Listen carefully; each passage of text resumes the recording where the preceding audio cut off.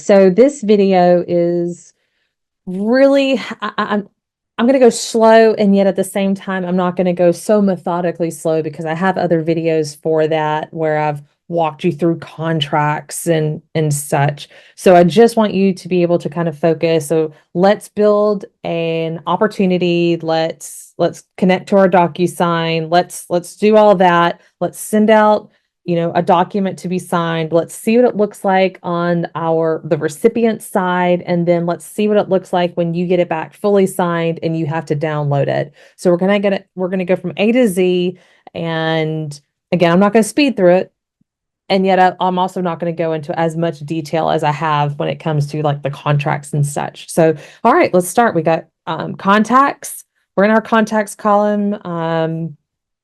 And we're going to go to add contact up here in the upper right. We're going to go testy,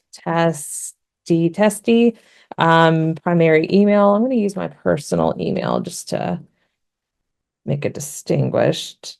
Phone number 678-763-676-555. Actually, let me just do the fives so I don't throw it off when nobody likes 666, whichever. Lead source, you definitely want to get in the habit of using this so that at the end of every year, we can look and see, where did your leads really come from? Could be circle prospecting, could be, opportunity agent, could be a number of things. We're going to mark it as a lead.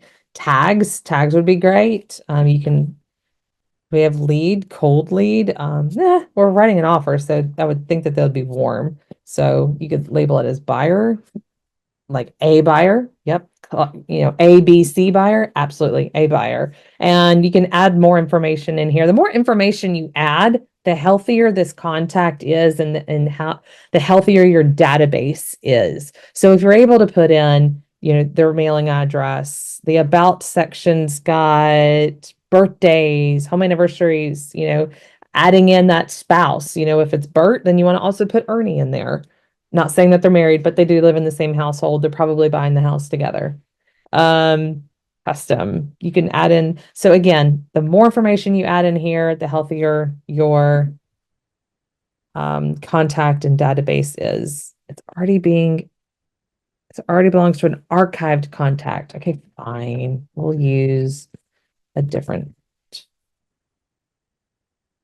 Yes, success. Okay, so here is your contact. So as you're working with people, you're adding them in, or you've been working with them, showing them property, and we're ready to write offers. So looking at this screen, we're going to go over here to the top middle right area where it says opportunities. I'm going to click opportunities, create opportunity. All right, so market center team, opportunity type, they're a buyer, owner, yep, client, perfect. If there's a co-buyer, then find them. Opportunity name, you can really name it whatever you want for your purpose. When you go to submit it to the office, that's when they have their rules and regs of how they want their opportunity names to be named. You can choose to fill out the estimated closing time. Yep, we're going to write it to where we're going to close July 31st. Commission rate, I earn 3%. You can change the phases. They are active. They are absolutely showing. We're not yet to negotiations yet. Create. Again, the more information you feed this, the more you can see it on the back side of things in your goals and in your tracking and such. I mean, this is somewhat AI in itself. Let it work for you. Yes, my dog is here. Okay, so it created this little box right here. This is our opportunity. We're going to click on it. That's going to take us over to this console. As you can see over here on the left-hand side, we got the shaking hands opportunity. This is where this lives. All right, so again, we're just getting this started for the first time. You're going to go to Documents, the second tab. And yes, your eye is drawn over here to start transaction, but first we need to go to the left. Pick a checklist type. This is going to be for residential. What are they purchasing? What are we writing an offer on? Residential. Boom. Now we can go to start transaction. We don't have to look at anything else. This is basically tabs and areas where we upload documents and such. We're not there yet. We're going to go to start transaction. This button is going to bridge us over to the DocuSign program. It is literally our bridge. If you've never done this before, you're going to need your NERDS number to connect to DocuSign so that you can get your GAR, your Georgia Association of Realtor documents downloaded. But you're going to need your NERDS number. Where do you get your NERDS number? The NAR, National Association of Realtor website. In order to go to NAR, you have to make sure that you are already a member of the Northeast Georgia Board. Or a board. If you're in North Carolina, you need to be part of a board. You need to be a realtor with a local board, and then you can go to the National Association of Realtors and get your what we call NERDS number, NRDS number. Notice of contract. I don't know why that's automatically in there. I don't know. So what I'm going to first do is details. As we fill out information in the documents, the details panel is kind of filled in. Some people like to go ahead and fill this in, especially if they're representing the seller. They like to fill in this information. The more information you fill in details, it'll auto-populate in documents. Only problem with that is, what if I'm writing an offer on 123 Main Street? They did not get it. Okay, great. So we go back into documents, reuse those same documents, but now it's going to be about banana. Well, everything is going to be auto-populated if you still have Main Street in the details folder. So just be mindful of that. Sometimes technology can be a little wonky. So you're welcome to do that. Again, you got legal description, you got offer date. Just definitely make sure that you're not filling in binding date ahead of time. But you can fill out some of these. I wouldn't do it just yet. As you're first starting off, I would go straight onto the documents. So again, second tab, documents.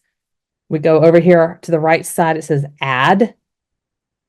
DocuSign forms. That's what we want. So our second option, DocuSign forms. Now, when you're writing an offer and you get documents like a seller's disclosure from the agent, you can choose the computer and you can upload that PDF, right?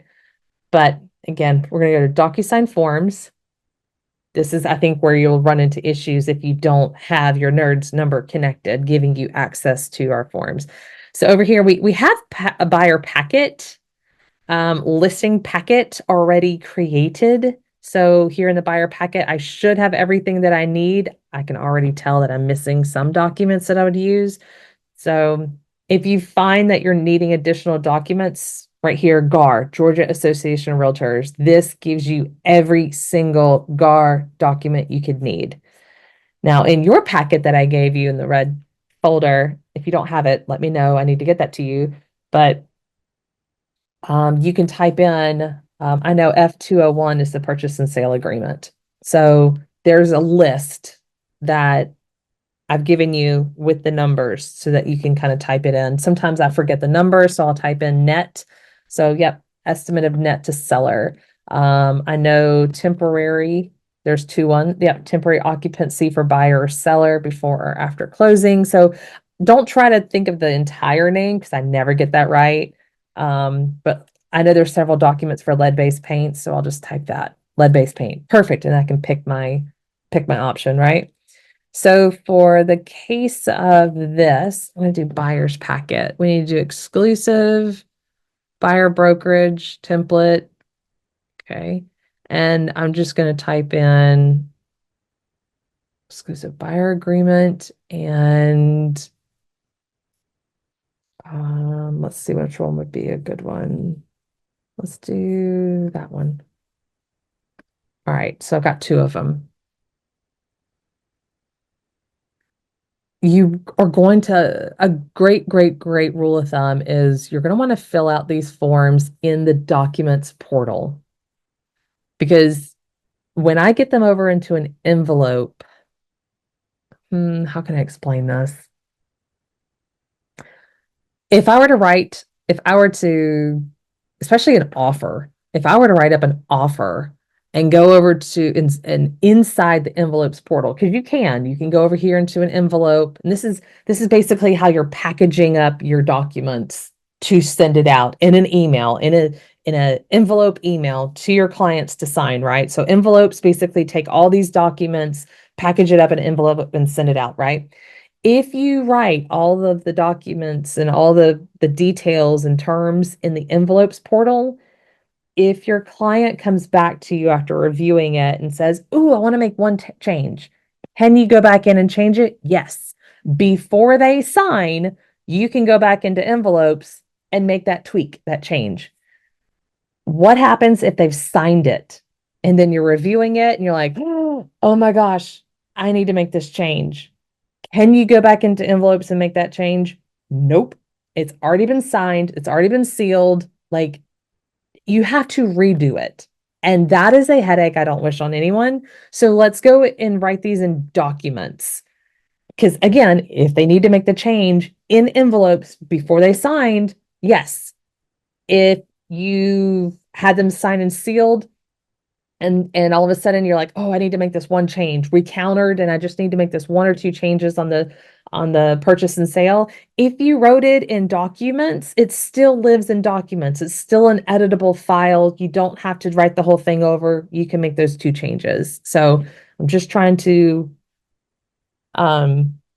make this easier on you of why we write things in documents, in the documents tab. Okay.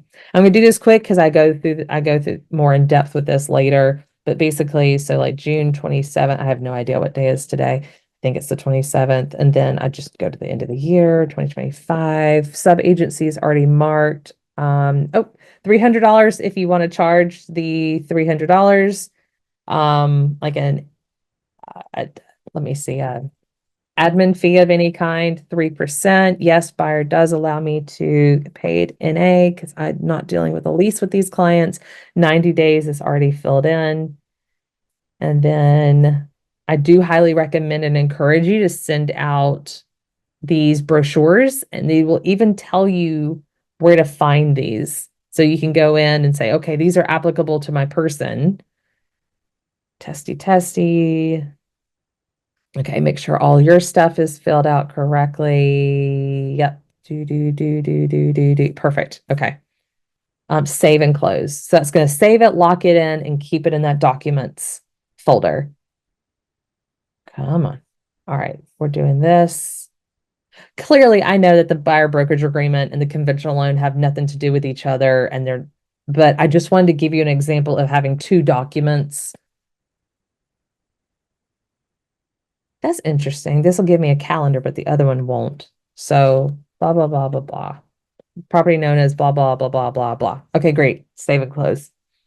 Because I want you to see what it looks like when it comes back to you fully signed and you need to merge the two documents together. Okay, so what you do is you grab this, check off those boxes, these little icons that pop up. You want, create envelope. You want the pen. Let's create envelope. Okay, select recipient roles. Okay, buyer agent and buyer one. Excellent. Those are the only two people that I'm going to send this to sign off on, right? So now, because those documents were from DocuSign, DocuSign will automatically put their signing signature boxes in the right place. Not on your PDFs that you uploaded, but on their documents that they've created and had in their portal, they will. Okay. Let's start from the top. This is where you can drag and change the order. Normally, when I do purchase and sale agreement and it has like 8 different documents, I put it in the exhibit order, and the exhibits are listed in alphabetical order. So I know that my closing attorney or my buyer brokerage has to go, my buyer brokerage agreement, talking about compensation goes first, and then closing attorney, and then community association, and then legal description, and then seller's disclosure, right? Like I like things in the same order as the exhibits are listed, which alphabetical, right? Okay, so this this is the order in which they sign. I always like to be last. So I want Testy to get it first, and then it goes to me. Now, if you've got two parties on the agreement, like Bert and Ernie, and you want them to get it at the same exact time, you can put 1 and 1. They'll get it at the same exact time. It'll also confuse them sometimes. Like you need to let them know, hey, Bert, I'm sending it to you first to review. Once you sign, it'll automatically go to Ernie. And then once Ernie signs, it'll automatically go to me. Just so that they're like, well, I didn't see it, or so and so didn't get in their email. Communication. I say that to you now because I can guarantee that you're going to get phone calls or texts asking these exact same questions. So learn from my pain. Just go ahead and tell them how it's going to be.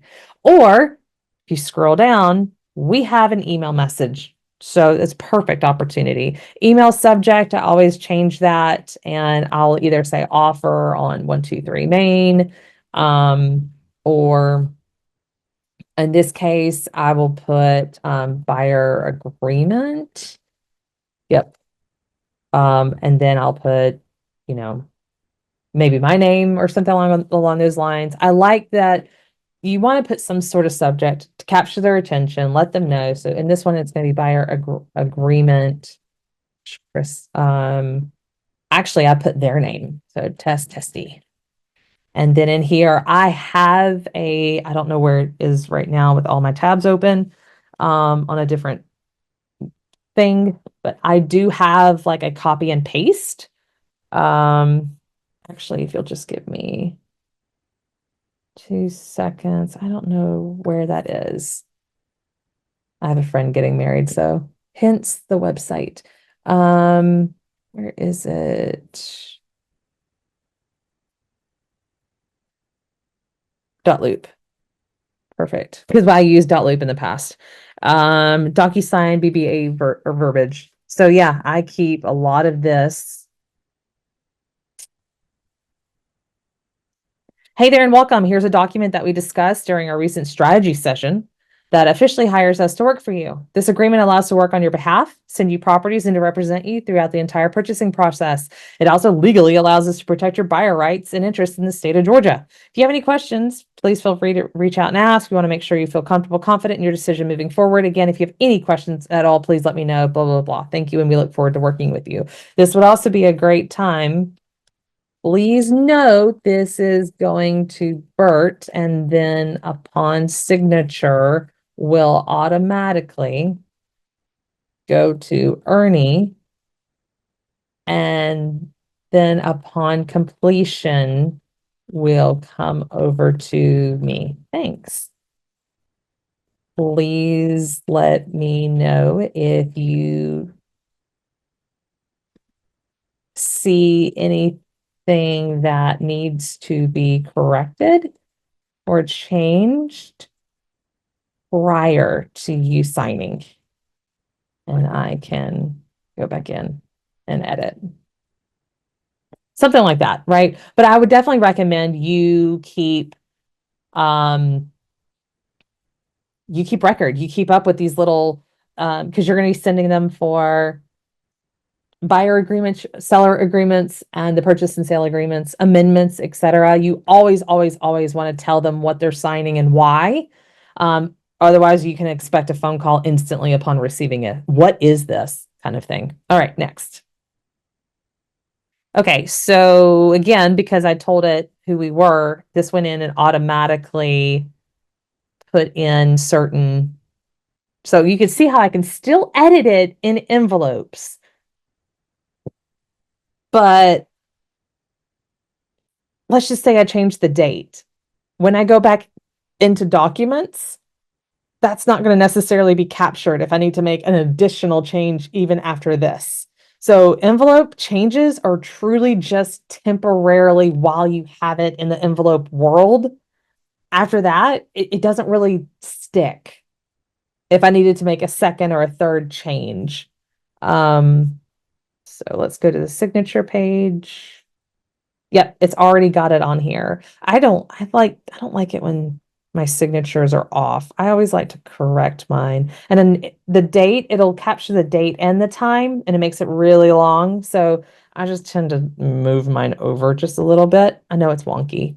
I also, since there's only one buyer here, and if you read the binding box, receipt of a copy of this agreement is hereby acknowledged by buyer. The above agreement is accepted by. I tend to put that for the buyer. Date signed. Boom. Again, it'll be the date and the time stamp. So I just put this on here. And it's in that color, testy testy, like recipient. That's their color up here on the left, up here on the right. Testy testy. Like, what if I accidentally put that in green and it was mine? I'm not going to delete it. I can always just come up here and change. See, now it's green. Now it's blue. But you can go in and make adjustments. There's sometimes where we need to make strike throughs. So over here on the left, you can do pre-fill. There's a line option, and you're just like, nope, I don't really like that. And then we go back to in the pre-fill, and we go back and grab the initial. Anytime we do like any sort of change, I'll go right here. And then I'm like, oh, I need basically the buyers and sellers. In this case, it's not applicable, but delete, highlight, delete. So basically everything that you're going to need is right here, but just that strike through line. Like, I agree to everything except for this, and you didn't want to write the contract all over again. You can strike through something, add the box, like you didn't like the price and I couldn't make any changes because it was a flat PDF. We could strike through. So anyway, so as you can see, it's already got the dates and the names. You want to make, especially in the buyer agreement or seller agreement, we need their address. For some reason, I can't, even though it's got a box, I can't assign it to the buyer. So I'm just going to delete these. And testy text. And you can tell over here the way it's highlighted, it's required for them to fill out. If I didn't want them to require it, I would uncheck the box, but it's required for them to fill out the address, required for them to fill out the phone number.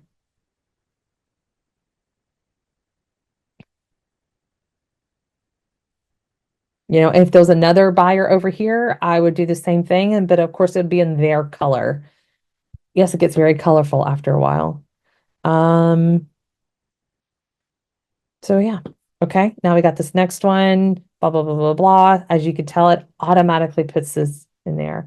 Now, this is an exhibit that doesn't require date, so I take it off. You can also make this larger, smaller, however you want, but typically just fit right in there. Okay, send.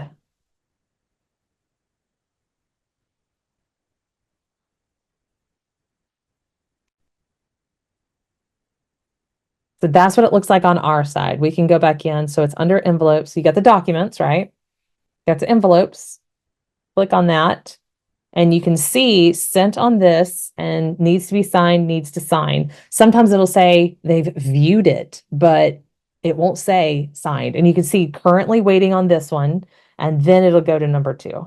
Okay. So that's what it looks like on that side. Now let's take a look at what it looks like on my email. Buyer agreement, testy, right? So this is what it looks like when you send it to your people. Hey there and welcome. Here's a document. Recently discussing strategy. Please note. So it looks great, right? I mean, you got the standard verbiage down here, but Christina sent you a document, review, etc. Okay, we're going to review it. So on your buyer side, it says the message again. I agree to use electronic signature. What's my other options? Assign to someone else, decline to sign, finish later. Got it. Okay. So I'm going to agree and then hit continue. And the problem with this is when I hit start, it's going to jump me all the way here. So I would even recommend to say, before you hit the button start, please read through the contract and make sure everything looks good, right? But it's forcing me all the way down here to the signature spot. Okay, to sign. Okay, how do you want your name to look? And this is really important because they can't really go, it's an act of Congress for them to go back in and change it. So they're like, okay, I prefer to draw my own signature. Or they can choose this. This is what it looks like. Okay, whatever. Adopt and sign. And then it's forcing me to fill this in, right? 123 Mango Street, Blue Ridge, GA 30513. Phone number. Okay. All right. Next. Sign. Oh, and check this out.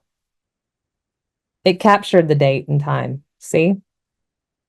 So like, see, this is why I moved it over a little bit, because if I kept it the same way, it would have ran right into their section. So you can see that I haven't signed yet because I'm next, but it already captured in their date. A receipt of copy of this agreement. As soon as I sign it, they will get an email. We'll look at that again. So then again, it jumps you to the next spot to sign, right? They have to hit finish.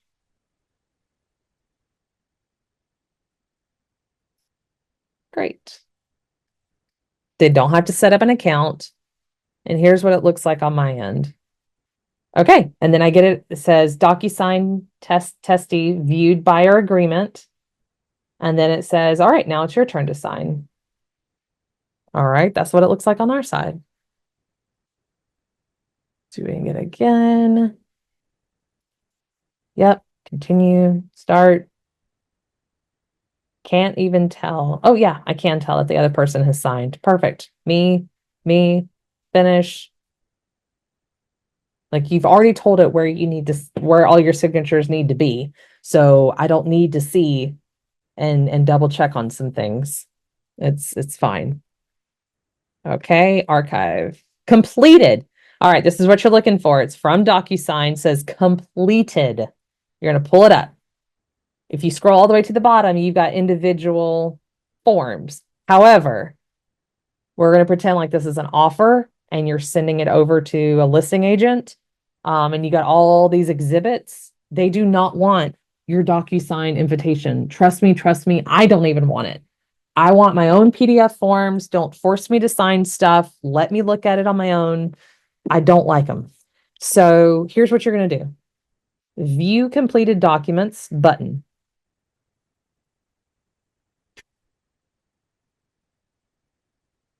All right. This little download button, this little arrow here on the right, click this and it says combined PDF. Or do you want them separate? Or do you want them combined? Do you want them separate? Do you want them combined? I want them combined.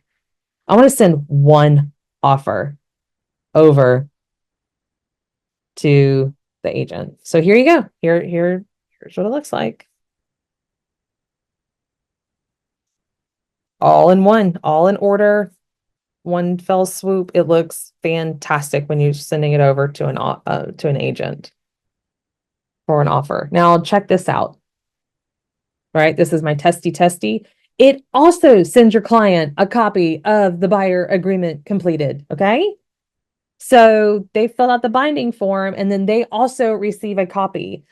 It is not bad practice if you also want to send them an email, like especially with the buyer agreement, like, hey, here's an official copy of your signed buyer agreement. You know, I look forward to working with you and I can't wait to meet you on Saturday and blah, blah, blah, blah, blah. Does not hurt for your paper tracking record keeping records that you sent over to the client a copy. But just know, worst case scenario, DocuSign did too. So I hope that helps regarding DocuSign and sending out those envelopes. So now completed. I can view the documents, but I can't make any edits or changes to them, right? So that's another reason why this is great, because I could still go into documents here. I'll check that out too. So the green is signed. Here's the signed individual copy of it. Of course, it says signed at the very tail end. I can still go back into the form and make changes. And then here's, of course, the certificate that gives you all the stuff for legality purposes. You don't have to do anything with this. I'm just explaining to you what it is. If you needed to go back in and make some edits and some changes, you click on the form, the blue form, it's still editable, and you make your changes.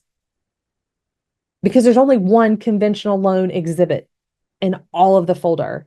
So if you're writing offer after offer after offer and it's not going through or not going through, you're having to use the same form and you're just, changing the address and changing some of the terms, okay? Um, you can just archive the previously signed because, maybe it's not on Main Street anymore or something. Because it can kind of get cluttered after a while. And you're just like, oh, well, that's not applicable. Or you have updated and uploaded seller's disclosures. You're like, that's not applicable either. Let's clean this out. That's what this is all doing. So, but as you can see, it's still editable in documents, but it will never be editable again in envelopes when you send that. So yeah, I will I will chat with you more about this. Let me know if you have any questions. I hope this makes sense and go from there.